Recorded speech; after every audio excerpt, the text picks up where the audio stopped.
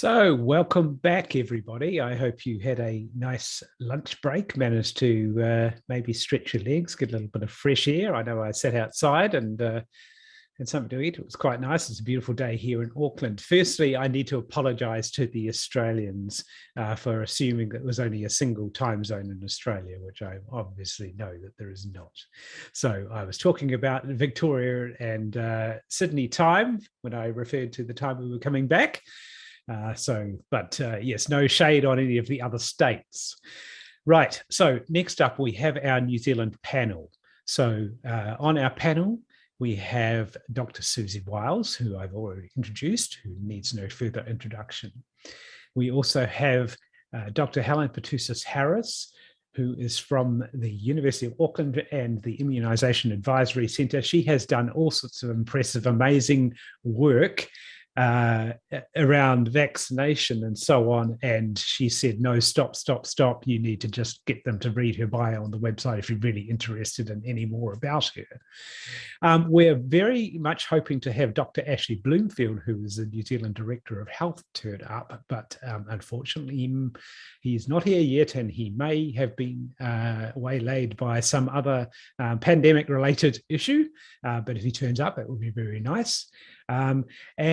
Oh, there he is. Welcome along, Dr. Bloomfield. Yes, as I said, Dr. Bloomfield is our Director General of Health. We also have Sanjana Hattotuwa, something like that. I've kind of got it right, I think, who is an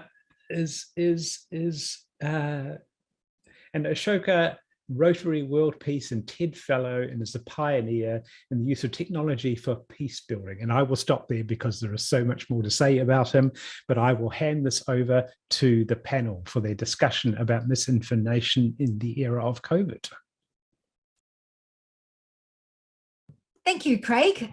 So it falls to me to marshal this amazing group of people through the next hour. We're going to be, I guess, talking a little bit about misinformation and disinformation, and also answering any questions. So if you have those questions, then make sure you pop them in as we go along. And I'm really happy to, I'm assuming behind the scenes, the amazing tech people will get those questions to me, and then we can get them answered for you. Before we start, so you've kind of heard who's on the panel. Before we start, I want to start with a little bit of a preamble, really, which is, if you don't know about this organization called the Centre for Countering Digital Hate, then you really need to go and have a look at their website. So they're a kind of joint UK-US centre, and they've been doing some absolutely amazing stuff during the pandemic around misinformation and disinformation. I'm going to get one of our panelists to probably give you the distinction between those two terms in a minute. But what I was blown away by with this the Centre for Countering Digital Hate was a report that they put out earlier this year. And what they did was they took a snapshot, sort of February or March this year. They took a snapshot of data that was going around Facebook, Twitter, Instagram, social media platforms like that about vaccination, looking at whether it was, fake or misleading, or whether it was correct. And they showed that an absolutely astonishing 2/3 of that fake and misleading information could be tracked back to just 12 social media accounts in the USA. And what's really interesting about this is that, so subsequent reports that they've done showed that this group of people met in private in late October last year to discuss plans to disrupt the COVID vaccine, which they have done quite spectacularly by this, making all this kind of misleading information. So it could be very easy to stop them because they breach lots and lots of the rules and regulations around having a social media account that the companies actually put in place. But actually they are allowed to continue, spreading their misinformation. And another report that the centre did was they had a whole bunch of volunteers start flagging information that was breaking the terms and conditions. And what they found was that 9 out of 10 posts that breached those conditions were just left to stand, despite being flagged as something that should have been removed. And one of the reasons they might not be removing posts or dealing with these accounts is that they are worth probably about $1 billion in advertising revenue to those social media companies. So there's a real disincentive, right, not to get rid of them. Of course, we know that these groups and organizations, we heard a little bit from one of the earlier speakers about Joseph Mercola. He is one of what this center called the Disinformation Dozen. You know, they have companies associated with them that make millions and millions of dollars. So we know that this is a huge industry. And of course, these companies have algorithms that push misinformation and misleading information around people. So with that as the context for what's kind of going on globally, I want to launch into our panel by asking Sanjana to unmute himself and to tell us about the Disinformation Project and what's going on here in New Zealand. Thank you, Susie, for that excellent introduction. I find myself an odd person out. On a New Zealand panel, you have a Sri Lankan. But insofar as what I do now here, and I've been here for about 4 years, just completed my doctoral research, the first thing I would like to say is that that perspective of doctoral research looking at Sri Lanka, which is my home, and the so-called infodemic, offers a unique perspective around what is happening here in Aotearoa. And it's a disturbing one because it shouldn't be easy for me to locate and translocate what I have studied insofar as what's going wrong and awry back home before and during the pandemic to trends, patterns, signatures, and things that are happening here. And yet that is the case. And so that is, insofar as a simple explanation goes, you shouldn't have somebody like me finding it easy to understand what is going on here. You did ask for a definition about mis and disinformation, and I suppose the disambiguating thing about the two terms is intent.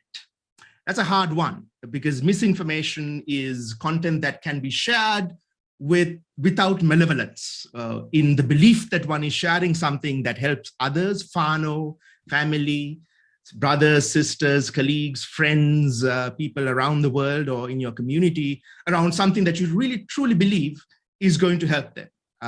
Disinformation, on the other hand, is strategically seeded content with malevolent intent, designed to bring about harms both online and offline. Now, as I said, intent is really hard, but when you are adept at studying this, it is also quite easy to distinguish those who seek to bring about harm and those who spread harm, not knowing that they are doing so. Now, having said that, and in relation to your introduction, you make it sound as if it's simple for the likes of these social media companies to do what they should be doing. And yes, it is. The CCDH disinfo doesn't very clearly, and it's become this thing that this example where you say that, listen, you have 12 people, they are clearly violative of community guidelines and every imaginable guideline these companies have, so why the hell are you allowing them on? Now, the reality is a bit more complex and complicated, particularly in Aotearoa, because it is not, and I can't stress this enough, it is not the United States and it's not the United Kingdom, and it's not even the context that you have across the Tasman. We have unique things going on here that are for the good and also are being instrumentalized for the worst of outcomes. And that's in a nutshell in the introduction. And if you will, I wanted to give a snapshot of the Te Punaha Matatini report that came out on the same day as the protests at the Beehive on the 9th of November. So interesting day for us to come out with this research. And it was aimed at putting out into the public domain what the principal investigator and the lead of the project, Kate Hanna, who was supposed to speak here and a poor replacement, but Kate, Kaylee, and I put together, and it was just to kind of present to the public in Aotearoa what we are looking at, and maybe to share our grief in a way. But there are a couple of things that are happening, mis and disinfo, but disinfo in particular is happening and is being produced at greater speed. And by that, we mean that across all the platforms, public accounts, by the way, across Facebook, Twitter, Telegram, and a variety of other platforms, not all of which can be talked about in the same breath, but I don't want to go into a rabbit hole of technicalities, but just take the media ecology, take social media, take online content. It's been produced at greater speed. It is being produced by a handful of individuals, so not unlike CCDH, but it is unlike CCDH. They are spread, they have a wider spread. There are individuals who are Kiwis, there are entities that are located here, sometimes they're entities that have foreign origins and have come into the country several years ago and now have fairly influential media platforms. So they range from movements to media entities through to individuals. So there's a variation in how these accounts are constituted, but they're putting out content at greater speed.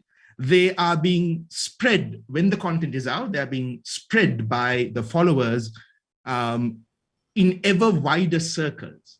So you have a core group of followers subscribe to one channel, and then now they go on to spread it over to other channels. This is actually quite significant because what we're seeing is that, Siouxsie, you mentioned Facebook.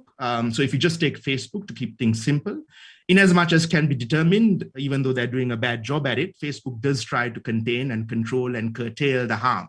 What we are seeing in Aotearoa, just as much as we are seeing it globally, is that the most violative and violent harms are being produced and promoted and propagated on Telegram, which has absolutely no oversight and community guidelines or policies in place around mis or disinformation. That is a problem. And once they're produced on Telegram, they are being spread elsewhere, including on other social media platforms. And the third thing is the scale. It defies easy explanation, and it's actually quite disturbing. We are looking at a volume of content that is being produced every single day that is very different to even the start of the L4 lockdown in mid-August. And a lot of this actually is, and I can speak to this with some authority because I did the first study looking at Twitter as a platform after the Christchurch massacre in March 2019. It's a chapter in my doctoral research. So I happen to know some of what the discourse was and the timber, tone, and thrust of the discourse after the horrific violence and terrorism in March 2019. And it is a country, nay, a universe different from what is today, even on social media, to what it was just 2 years ago. In fact, it is fundamentally different from August. And the difference, just to make it very, very clear, because I don't think that the public understands what this difference is, Siouxsie, and so does Dr. Bloomfield, but it is personal, vindictive, venomous, vicious, gendered, violent, and violative. I am at the cold face of content that is indistinguishable from the violence after 30 years of war in Sri Lanka, which kind of gives you an idea of how bad things are. Of course, I look at content in my language, which is Sinhalese, but in terms of the normative framing, the targeting, the volume, and the violations that are imagined, there is no difference anymore as of right now in November 2021 to what I have studied for doctoral research. And I'll end by saying that and we can talk about this more, but the concern that we have, Kate and I have with Te Punaha Matatini, shared by many others, including yourself and those on the panel here, is that, put very simply, these are not going to be contained in online fora, such as we have seen just across the Tasman, such as that we have seen in Europe and on both sides of the Atlantic as well. And there are two consequences as a result. One is what I have seen just this morning before this call, where a verdict in the United States, and I won't mention the name, but it's a fairly well-known case, immediately, and I mean this, within minutes, propagated to Aotearoa's leading disinfo channels on Telegram in the most horrible ways imaginable, framed in xenophobic, racist, white nationalist, extremist frames, with QAnon and Q-adjacent conspiratorialism framing the projection of that individual who is now hero worshipped. And the verdict is, of course, celebrated in very, very problematic ways. And number two, this has offline consequences. And I don't need, perhaps for the Australians, it might be germane to remind them that there was a daughter of an MP who was assaulted just this week as a consequence of what the father stood for with regards to vaccine mandates. So, and also with the deputy whip with the new security around MPs' homes in Wellington.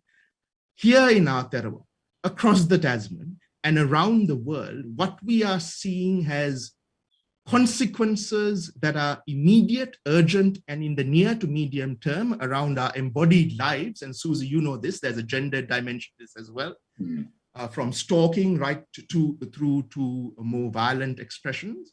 And I'll end by saying that one of the things I'm really concerned about as a Sri Lankan who is incredibly grateful for the time he has been allowed to spend in Aotearoa is that these things have long shadows.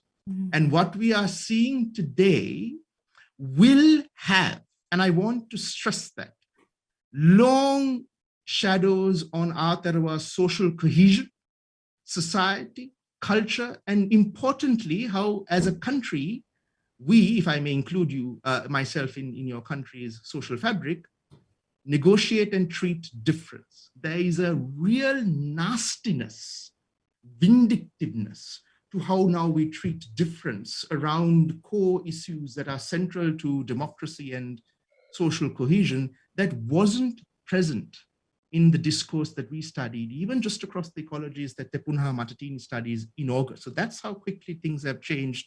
This is going to have a long-lasting impact on the country.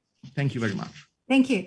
So I guess I am happy for this to be a discussion. So please, Ashley and Helen, chip in if you have contributions that you want to make. But you're right. I don't think many people really fully understand just how much this has changed, how misinformation and the tone of it has changed. And actually, I guess I feel like I hadn't even realized just how much worse it had got just in the few months that we have been under restrictions, here in Auckland. So I guess going on from there then, maybe I'm going to move to you, Helen, as somebody who is a vaccine safety expert, who's somebody who has been working in this space, and has dealt with people who are very, very strongly, against vaccines for a long time. Can you maybe tell us a little bit, I guess, about what this was like before, how this has impacted on you, maybe, and whether you have seen any of this kind of change in the tone of everything, as Sanjana is talking about? Yeah, absolutely. Because I've been watching the evolution in the space for some time now. I don't like to sort of say sometimes because it makes you realize how old you are, but about 23 years. And I guess, when I came into this, and let's just say, I guess the arguments here are consistent. So toxins, poisons, idiopathic ills, the vaccines aren't effective, government, pharma, and also, of course, that natural immunity and all of that sort of thing. So those are kind of the themes that's something that's remained constant. But when I came into it, the dissemination of the, this misinformation and disinformation, it was disinformation too. It was in the form of letters to the editor, magazines. People would put pamphlets in letterboxes and hang out at the school gates and hand these things out. And that's really, how the information was disseminated. So the impact of it was fairly limited. And when we had when the MMR autism first sort of broke, at that time, New Zealand still had, I think, 2 TV channels. So it was a very limited way to actually get stuff out. And I noticed, I think the most dramatic shift occurred about 2010, 2012. And that was really when the HPV vaccine had emerged, and that was 2007 or so. And that was going okay for a bit. And then suddenly there was this big shift. And we saw also a shift in the actors. So here we see now, rather than being dominated by this movement, being dominated by people who have an anthropocentric lifestyle, if you like, associated with breastfeeding, home birth, bean sprouts, and politically sort of quite liberal, I guess. And then it sort of shifted. And this is where we saw lawyers and the political sort of right starting to play more of a role.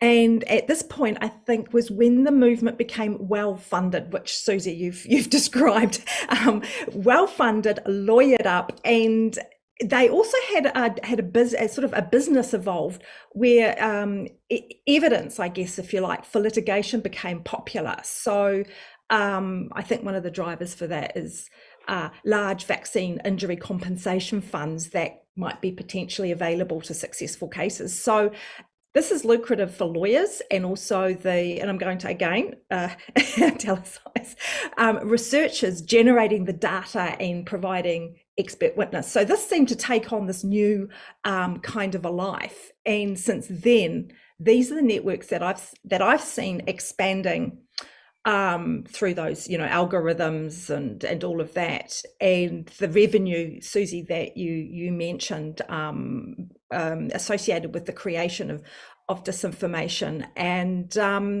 so now we've just come here, and what we've got, of course, is money and egos and platforms, and we've got a population looking for certainty. So I think now, this has become a very scary place, I think.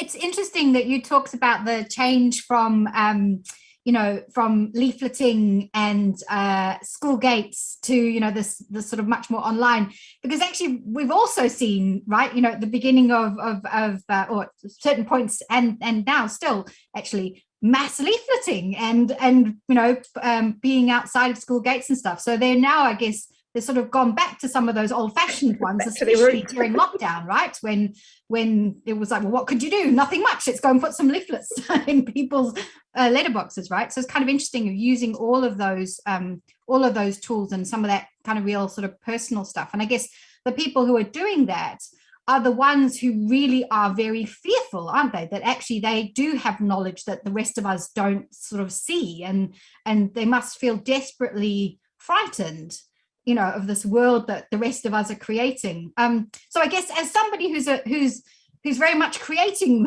this world, this vaccinated Aotearoa, I'll come to you, Ashley, really, with I guess, what are your sort of reflections on how this is impacting us? What are you hearing from sort of on the ground?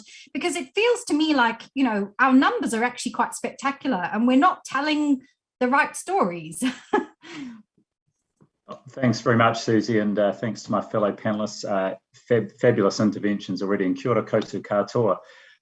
Look, I just want to pick up on that last point you've made. We must centre this discussion in the context of huge hope that we can have, really, because we are already at 91% of our eligible population, 12 and over, have had a first vaccination, and we're now 83% today fully vaccinated. And just in terms of what that means for our response as a country to this phase of the pandemic, it's absolutely game-changing. It puts us, as we have tried to be all the way along, in a really strong position. It gives us options. And I guess if we think back to the initial lockdowns, and at a time when people were frightened, when none of us knew what was happening, we were surveying the population every week. And one of the things we surveyed was the level of public support for the lockdowns and for the approach. And it hovered in the early 90s, about 92% for almost the duration of that lockdown period. Now, I'm not saying that 91 or, soon in a week's time, 92% at least first vaccination coverage is necessary and it equates to public support for the approach the government is taking. In fact, it's got much more complex for the whole approach, but that does signify a huge degree of public belief in and support for the vaccine and the government's vaccination program, and I would contend, ergo, the approach that we are taking. Just a couple of other observations as someone who has to front this once, less times now than perhaps in the past, but at least a couple of times a week. There has been a shift, and it's been profound, and particularly over the last month, as someone who receives the Te Pūnaha Matatini reports every day on this, it's been quite a profound change, even in the last month, in the nature of the report of what they are seeing and reporting through. So I was reflecting on Helen's observation. She'd been around this for 23 years. I can remember in 1997, 98, I was working as a public health registrar in Auckland at the Regional Public Health Service, and we had a measles outbreak. I was involved in helping to the sort of on-the-ground response to that. And that was the year 98 that Andrew Wakefield published his study erroneously, and in fact, disinformingly linking. In other words, there was intent on his part, as was subsequently found, to mislead this purported link between MMR and autism, and that in itself had quite a profound impact. So here we found ourselves right through the vaccination program, and even up until, I would say, a couple of months ago, contending with anti-vaccination material. But then that has sort of quite rapidly gone through this sort of evolution from anti-vax to anti-mandate to anti-lockdowns to anti-X, whatever X might be, in particular government, to a sort of what's become a beachhead into New Zealand for extremist beliefs. And that is the thing I think that Sanjana was referring to, that this is the thing that has actually now become almost a sort of a channel for these beliefs to cast a long shadow on our social fabric. Although I am also very hopeful in our country's ability to diminish both the intensity and the length of that shadow. So I think, and just one final comment is the nature of this really quite nasty and violative sort of material that is now coming through. And the point that's been made, and I've made it before on a panel with you and another with Siouxsie, that it is very gendered. So I receive, far and away fewer caustic, nasty, personal comments than anyone than I would if I was a female, I know, and that is projected horrendously onto people like yourself, possibly Helen, the Prime Minister most certainly, and this just goes to underscore the values of those who are amplifying and using this as a platform for their own, what is an extremist political agenda. Thanks. So I guess if I can stick with you for a moment, do you, I've started to see preparations to seed the way for misinformation around the pediatric vaccine. So, the rollout of the vaccines for under 12s.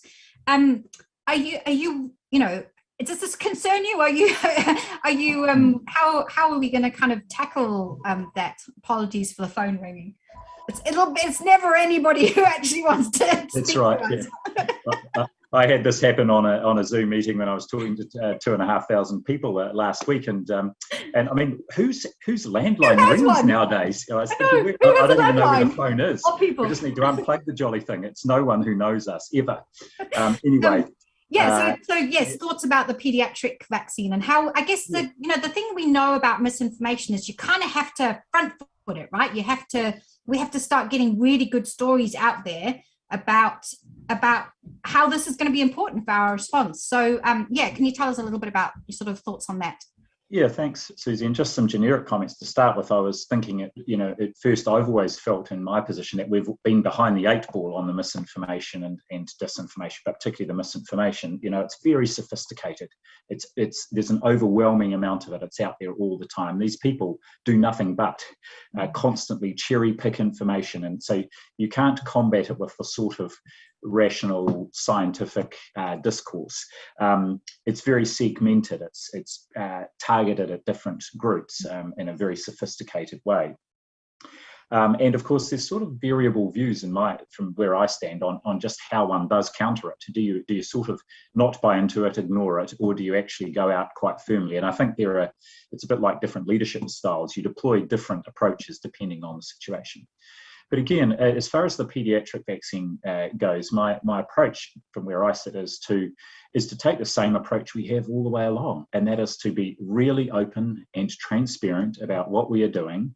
And in our favour here, I think, and I've been quite deliberately trying to buy time and space for our MedSafe colleagues and our technical advisory group colleagues to be able to, in a very systematic and thorough way, work through what the evidence is saying.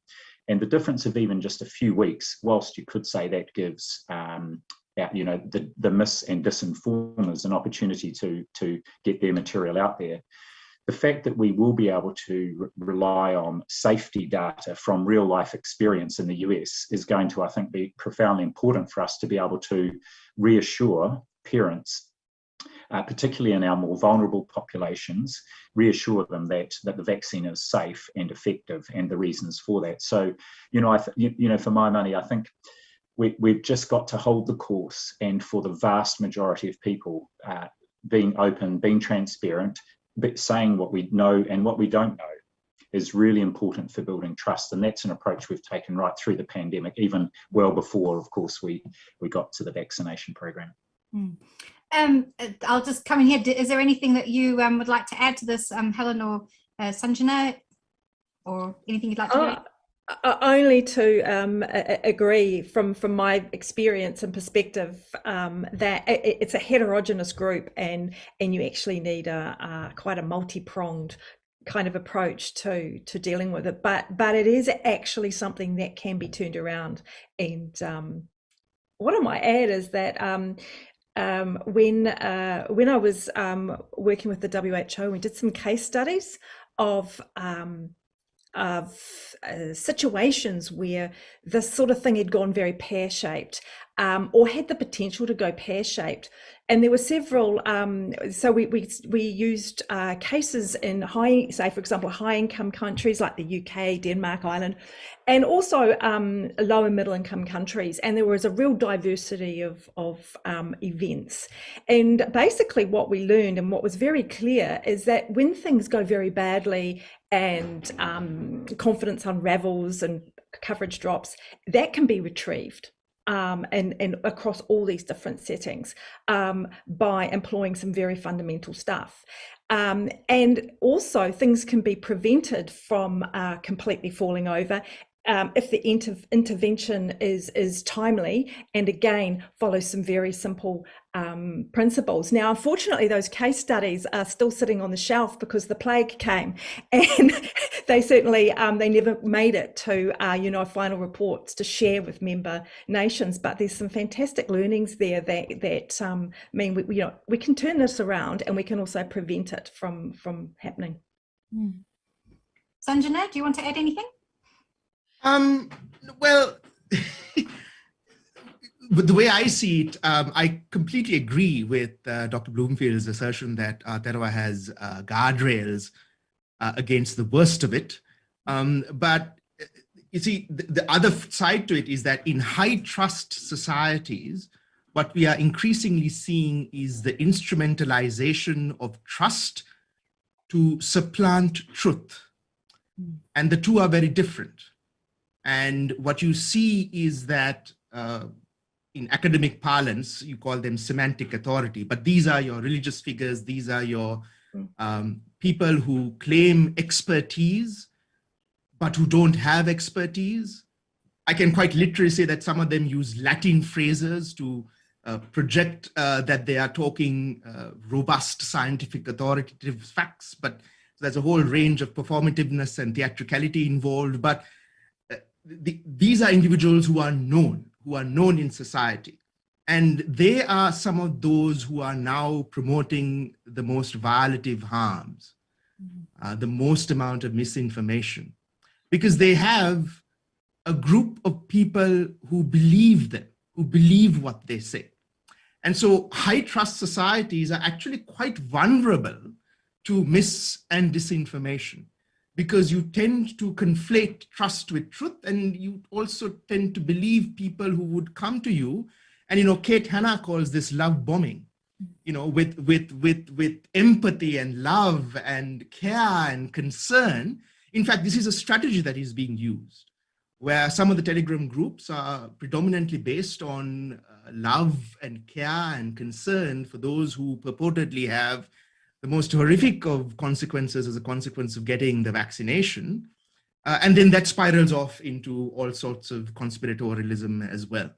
And so, there are things here that require I'll just say that they require offline measures. And the other answer I wanted to stress is that very often these discussions end up in technocratic solutions, which I wanted to really push back on. There are things that the companies that we have talked about can do.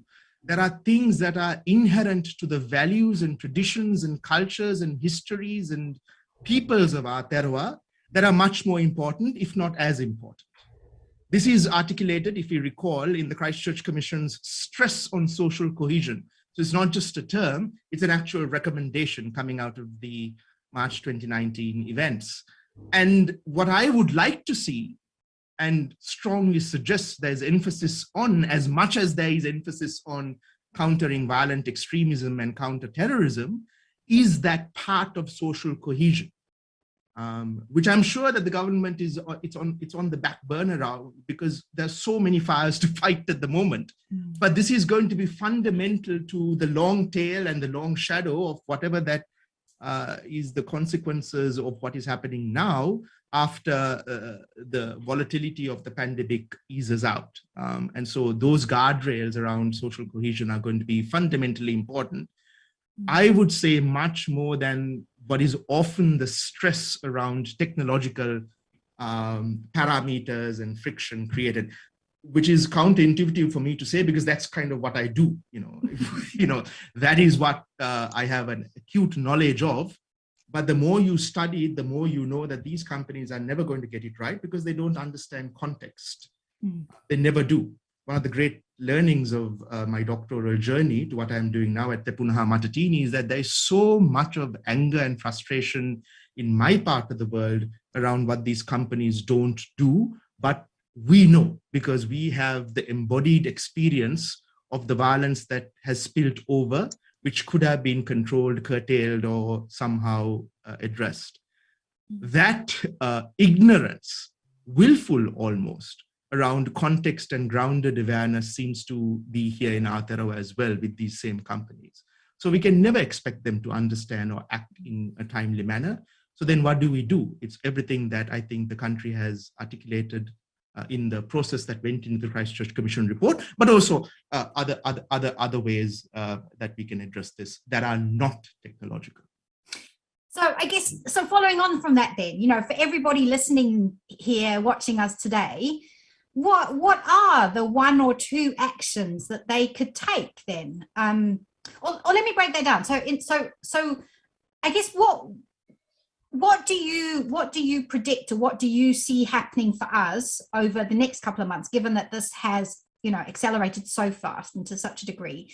And then what are the concrete actions that each of us can take in our little worlds in order to try and do something about the social cohesion?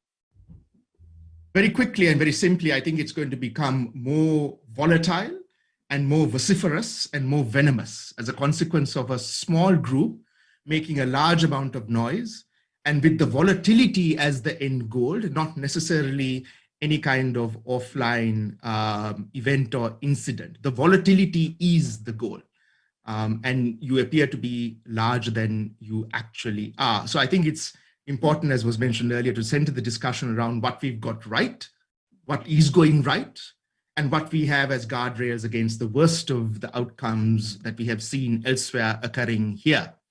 There are things that the companies can and should be doing, and they should be doing it as a matter of some urgency in order to not allow here what has clearly gone wrong elsewhere, and the lessons are there. It's just about timely application.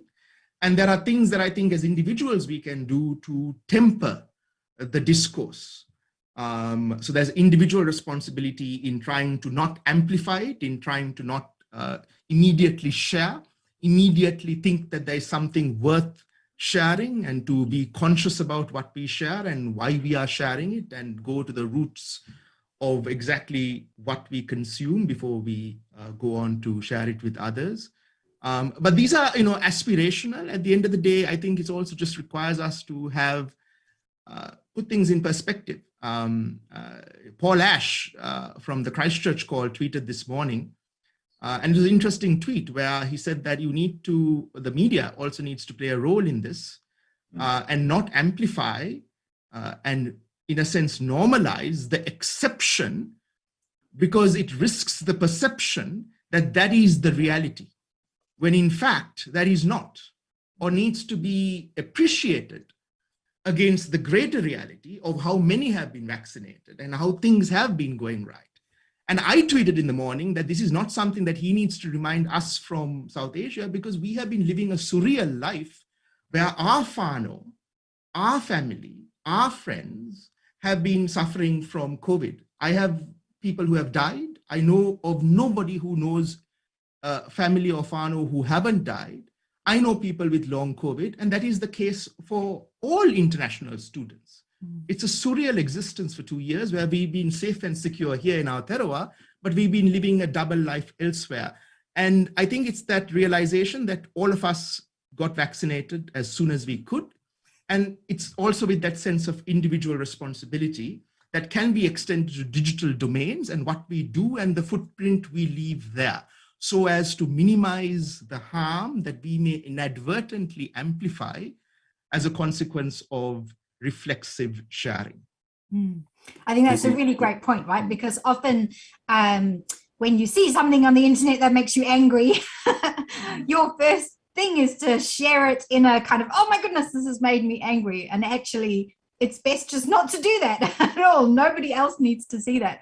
I was also reflecting while you were talking how actually what we should have had on the panel is somebody from the media, because you're right that they play a pivotal role in helping to shape people's perceptions of things. And it feels like we've had, at times I found it incredibly frustrating where, I am somebody and, Helen would be the same, journalists are calling us every day, asking us for comment, asking for us to explain the research and the science and things.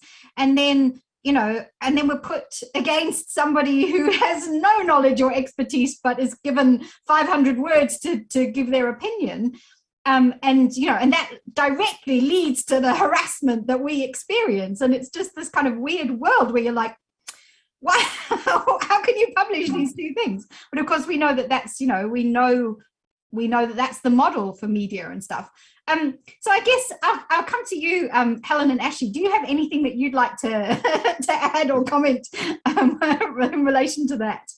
Yeah, maybe if I can, Susie, just a couple of observations here. And the media's, for the most part, our mainstream media have played a very supportive and I think and behave with a high level of integrity around the vaccination program. We've seen staff run its series around debunking myths around the vaccine, and they've done some great work there or around the pandemic. The Herald has promoted its 90% campaign as well, so really getting in behind, and so that's been, I think, incredibly helpful. Today in the Dominion Post here in Wellington, there is a really nice article, and I almost wanted to, if I could, hug Luke Malpass, one of their senior political editors, and even the subby who wrote the heading, which is, don't listen to the knockers, we're in a great position.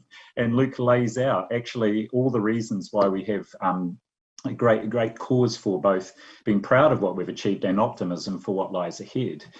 But at the same time, there is this sort of almost this addiction to the headlines, and I am going to name, not to shame, but the Herald right from the start has been, I can remember early on one of their headlines when the very first rush on toilet paper happened in Auckland. There was a sort of apocalypse, I think, was one of the words in the headline. And today they're headlining the people gathering once again in the Domain.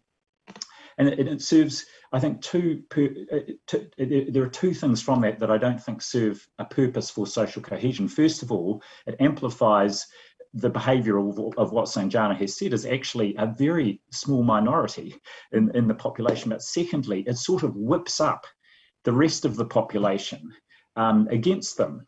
And does nothing for social cohesion. So I do hope that, again, as we continue down and get into this next phase of our response, And as we see this shift in the nature of the discourse to a very, as I say, almost what I am thinking of as a beachhead for extremist views, that the mainstream media does pause and think about the role they can play in maintaining social cohesion, because it's that, in a sense, that has got us this far so well as a nation in this pandemic. Yeah, Helen, is there anything you'd like to add? Oh, I don't think I can add anything except absolutely those headlines, because the content is often really, really good. There's such a huge effort being made by journalists that I speak to, and they just know so much now. But those headlines, I said, where did that, I mean, just recently, a few of them, where did that headline come from? It's awful. So even just working on that, I think, would be helpful. Yeah. I don't see huge numbers of questions appearing in our thing. So if you are listening online and you do have a question that you'd like to put to our panelists, do please write it down and then it can get to me. I have one. I'm going to read it out and then we'll see if there's anybody on here who can answer it for us. So it says, a friend is interested in the paper by Geert van den Bosch. I recognize that name and I think Helen will too. Published on the 26th of October. Why can't C-19 vaccine mandates be taken seriously? Can the panel comment on this paper? Have you seen that one, Helen? No, I'm not. The name rings bells, but no, not that paper. So I believe this is somebody who does have some scientific credentials, but has been very vehemently on the not vaccinating side. So I'm assuming their take is going to be that if the vaccines don't work, then we shouldn't be mandating them or something. So yeah, apologies to that questioner that we can't help you with that one, but I would say that that's a name that would just be an automatic red flag to me as something not to be read. And this is quite hard, right? Because I've been told to reload the question. Sorry, there might be some more now. Let me do that. Oh, there's loads. Okay, let me ask these questions. Apologies. What a poor chair I am. All right. So Madeline asked a question for Sanjana. Other than continually telling the truth to others who asked, what can we do to make our voices resound more? The voices of the mis and the dis are so loud. Siouxsie, do you want to read out a few questions so we can take it? Or sure. Well, do you want to answer that one, or shall I read out a few? Yeah, I can take that one, but maybe you just read out a few and then the panel can. Okay. So that's the first question. The second one, and this is a good one, possibly for Ashley. There are various qualified health practitioners and researchers on social media spreading misinformation for various and sometimes ambiguous motivations. How do we deal with this problem? And then the next one is, my daughter rejects mainstream media because she believes that all are government controlled and part of the one world order conspiracy. How can I counter this? Okay, so 3 good questions there. Who'd like to go first? Well, maybe I could start off, Siouxsie, just on the so-called qualified people, practitioners, health professionals spreading misinformation. Again, I think the key thing here is, even more than the rest of the population, the group is such a small minority.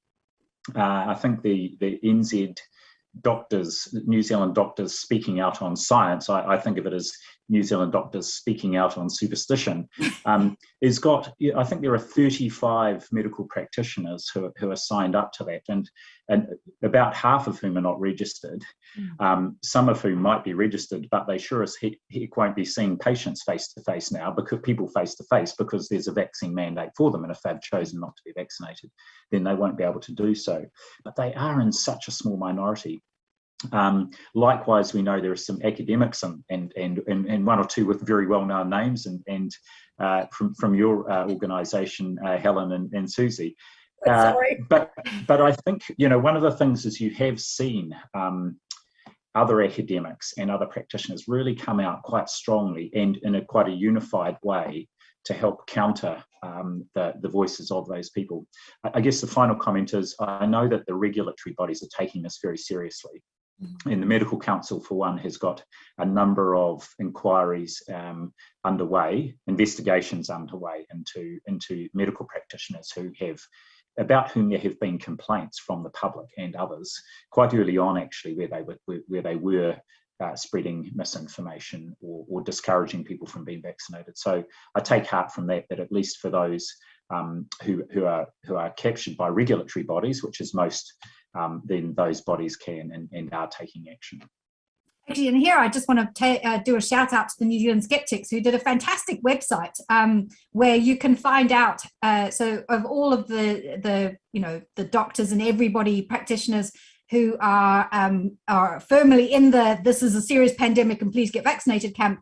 You can, it's basically like you can pick a number of names, and there's more named Sarah, for example, who are for vaccination than there are the entirety of those who are against. So just a shout out to them. Helen, is there anything that you want to add to those questions? Yeah, well, I think highlighting the overwhelming consensus is the way to go, and really highlighting that huge number and people named Sarah compared to this very very few. And I think just on that other question, when somebody has, I guess, gone down that rabbit hole, is rejecting mainstream media and all of that, I think, there really is establishing the trust and continuing to be there, because I don't think, any conversation, you're not going to be able to meet at the same place. You're going to have to find another place that you can meet to start with. And of course, that's going to be a long journey, and it might not resolve. But there are also plenty of examples where things have been a family, a loved one has actually come back, I guess, what would you say? It's almost like the same reality, isn't it? But that it requires patience, and also finding a place where you can meet, and maybe some rules that you can agree on. Like, I think one example was, okay, we're not agreeing on this. Let's agree not to discuss this, except for perhaps let's make some time once a week or something where you hear me and I hear you. That was one, I guess, possibly an intervention that might be helpful. But one of the things I'll say here is that, the research from the vaccination space is really clear that if you do have a loved one who has, fallen at least partway down that rabbit hole, you as their loved one are much more likely to pull them back than anybody else, right? And there's a really good resource actually by a group here in New Zealand called The Workshop. So they've put together this fantastic resource about speaking to friends and family about vaccination. And it's kind of divided into the how far down this route are they, and sort of gives you some clues. So search them up, The Workshop, you'll find that resource. It's really nicely done. And as Helen says, taking time to understand and patience. But, I'm getting emails every day now from people really worried about Christmas, really worried about what this means for fracturing relationships. How are people going to decide what Christmas is going to look like because certain family members don't want to be vaccinated. And the reality is that really hard conversations are going to, or really hard decisions are kind of starting to get to that stage where some people might need to make them. It was sort of less necessary when we didn't have COVID in our community, but now that we do, and we know that not everybody who's vaccinated is protected, because there are some people with cancer and various things who are more vulnerable still. It's putting people in a terrible position, right? An kind of unwinnable position, I guess. Anyway, let me get back to some more questions. Oh dear. Okay, this one's for you, Sanjana. I have a sibling who is a Holocaust denier and who proceeded to call the Christchurch mosque attack a hoax, and of course is anti-vax. Can these people ever be turned around?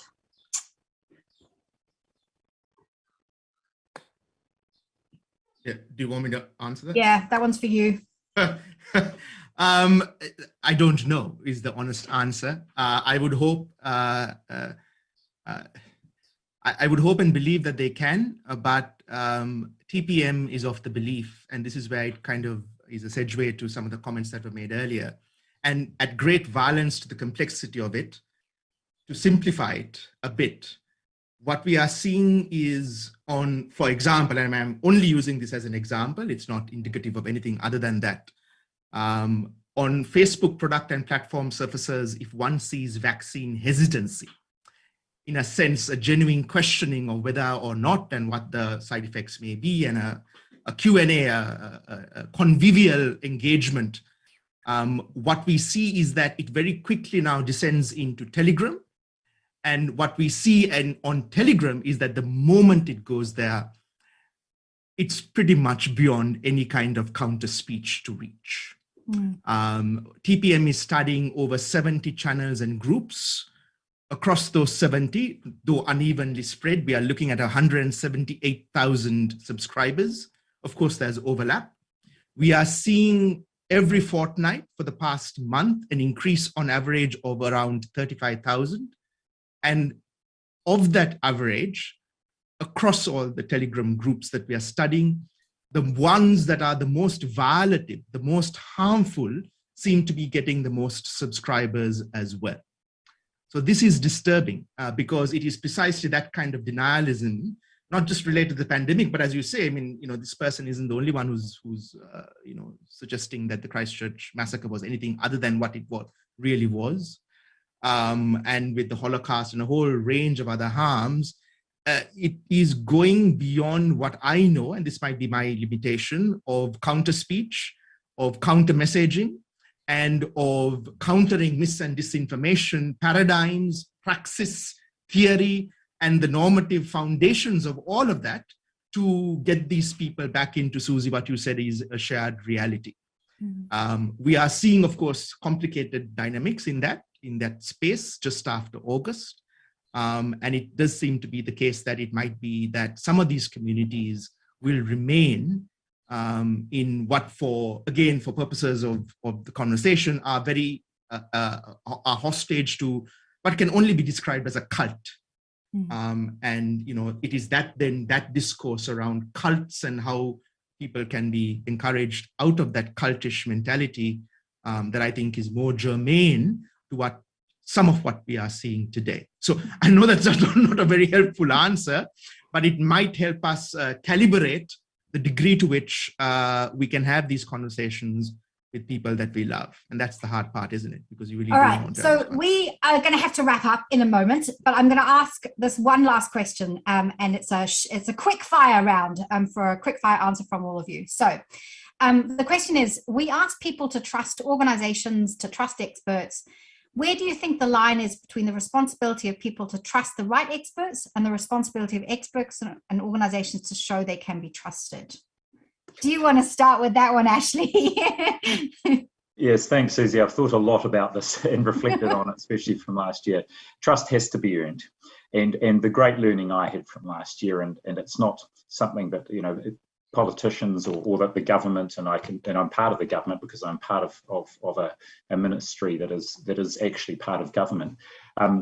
We tend to like to have all the answers. Everything's nicely stitched up with a neat list of Q&As before we go out with any information. And last year we couldn't do that because we simply didn't know.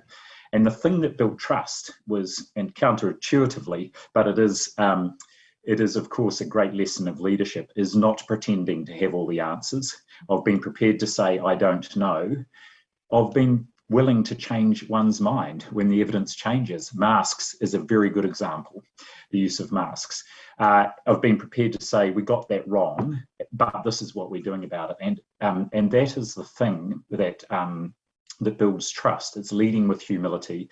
And of course, the opposite, as I've talked about, is leading with the other HU word, hubris, where you, of course, pretend to have all the answers and you don't listen to others. And so, effective communication, of course, is a two-way exercise that starts with listening and being prepared to accept advice. So trust needs to be earned, and fundamental to it is not pretending to or implying that one has all the answers. That's a great response. Helen, do you want to add anything to that? I can only add, because I can't, that was fantastic. And Ashley's just actually articulated the first few steps of our how to, deal with these situations and maintain trust, and also how to gain trust. So, that's absolutely bang on, I think. So I think on that note, my clock tells me we've got probably less than a minute. I just want to take this opportunity to thank you all for being here today, if we're talking about what has become a very, very serious thing. I think, people have thought about misinformation as being, maybe not that serious, and sort of in the skeptics community, this is something we've been thinking about a lot, right? And then suddenly it's here, and suddenly it's in such a dangerous kind of way. So thank you so much, everyone, for for being part of today, and for your fantastic work in this area, and your kōrero today. Thank you very much. Yes, I'd just like to echo those thanks. Thanks very much, all of you, for showing up. We've had a huge number of comments on the YouTube chat reflecting how great this panel has been. So very, very much appreciate you all showing up for this and your expert opinions. Thank you very much.